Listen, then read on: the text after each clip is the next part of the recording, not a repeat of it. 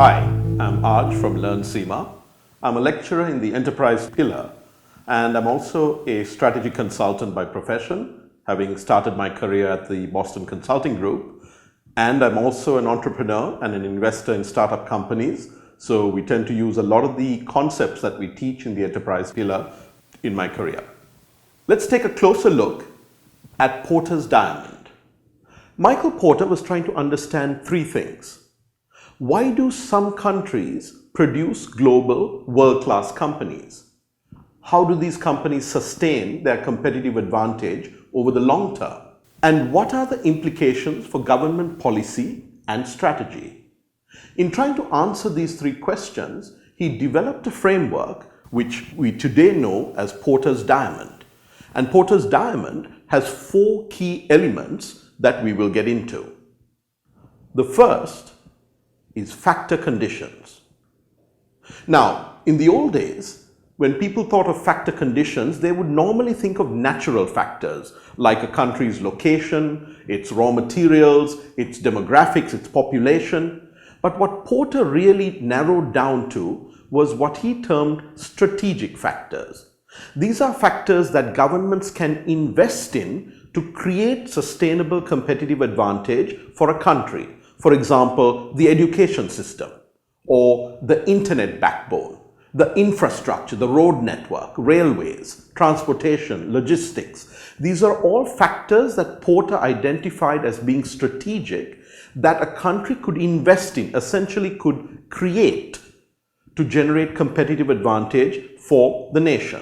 So countries like Japan, countries like Singapore, which tend to have very limited natural resources, have instead focused on developing these strategic factors that have enabled them to create competitive advantage for their respective countries. The second factor that Porter identified was demand conditions. What he saw and what he described was that a country needs to have a demanding, large population that the local companies can serve. And what happens is, as the local population becomes more demanding and understanding of global standards, they will push the local companies to serve them better, faster, and cheaper. By being forced to do that, the local companies then really hone themselves and really become mean and lean and essentially prepare themselves to serve the global market in a much more effective manner. The third factor in Porter's diamond is what he termed related and supporting industries.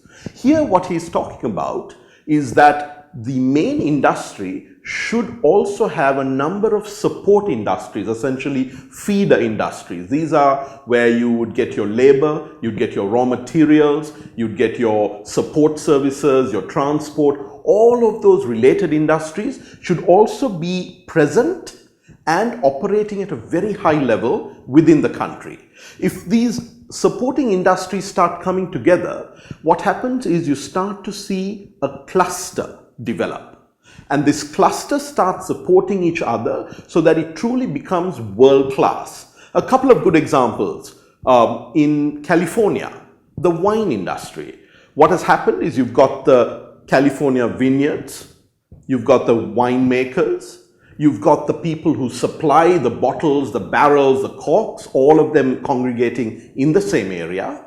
You've also got the great restaurants in San Francisco. You've got the magazines, the wine articles, the wine critics, and the universities are training people who are wine tasters, the sommeliers. All of these people are coming together and it creates a wine cluster in the California region. This enables California wine to be globally competitive.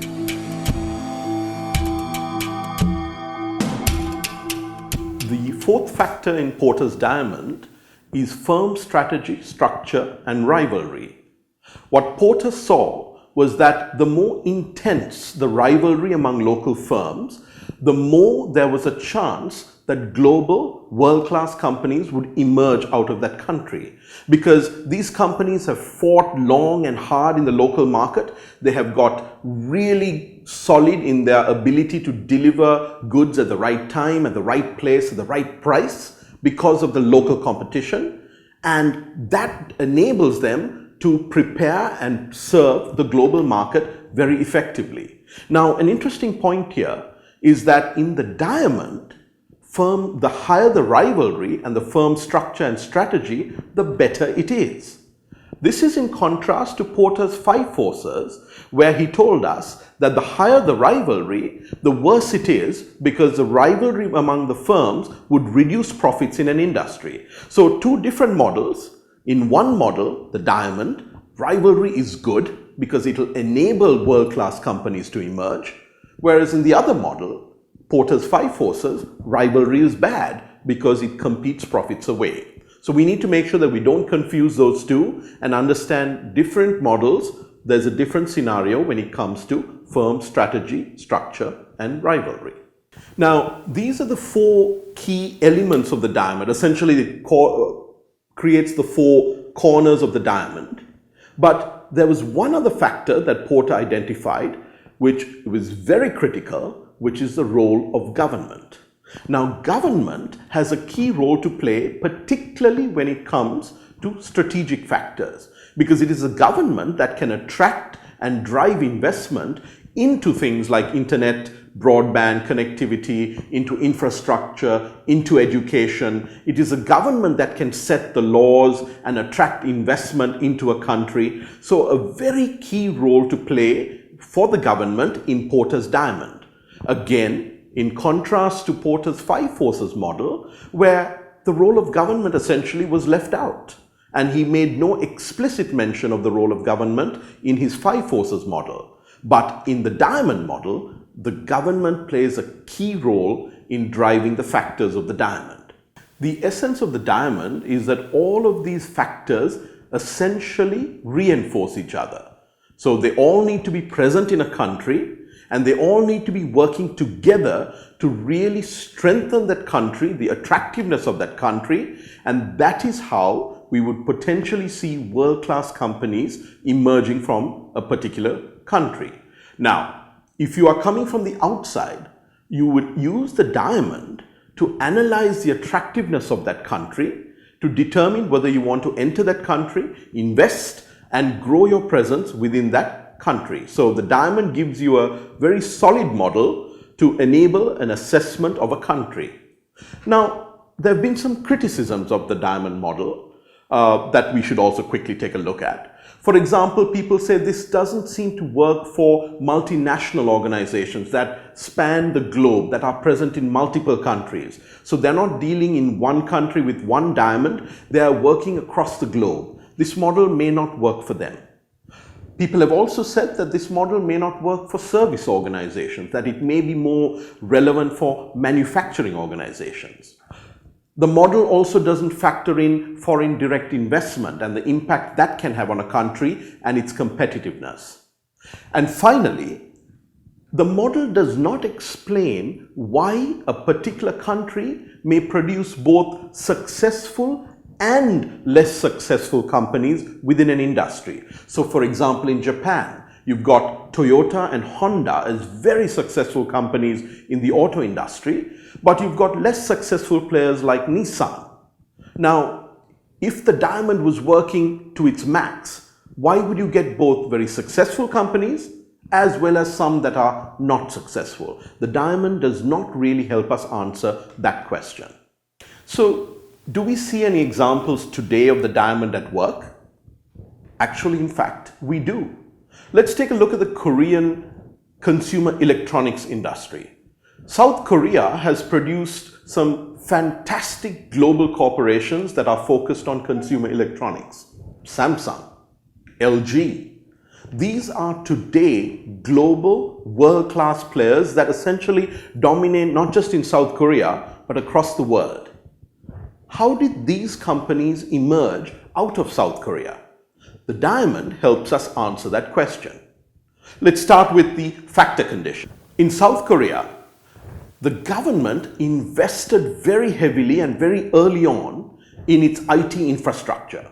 So it created the policies, it created the network so that the country had a very, very strong IT infrastructure. The government also created a very clear vision for IT being one of the key drivers of growth. It also invested in IT education and enabled a cluster around IT to develop. So it set the stage with the strategic factors. On demand conditions, what we see in South Korea is a population that is highly IT literate, that has come to expect very high levels of internet connectivity, speed, bandwidth, and internet services from the local providers. So any company serving South Korea needs to have very, very high quality service when it comes to internet and internet related services. So you have a very demanding population that has very high standards. In terms of related and supporting industries, South Korea has developed world-class leadership in a lot of components that go into electronics. LCDs, semiconductors. South Korea is a leader. South Korea also has a very strong supply chain network that goes well into China and also into regional markets. So all of the supporting industries, including IT labor force, are widely available, and a cluster has developed within South Korea.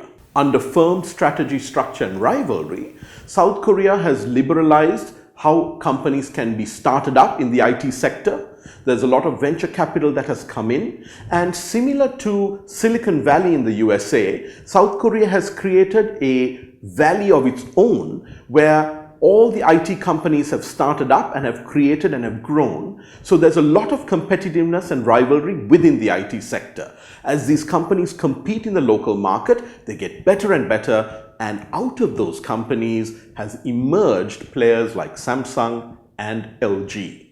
So you see that the diamond is not just a theoretical model, but in many ways it actually works, and it becomes a blueprint for many countries, particularly countries that have very few natural resources, to think about how they can be globally competitive. That's the end of our assessment of Porter's diamond. And if you have any follow-up questions, please do reach out to us. And I look forward to seeing you on another edition as we take a look at another model with you.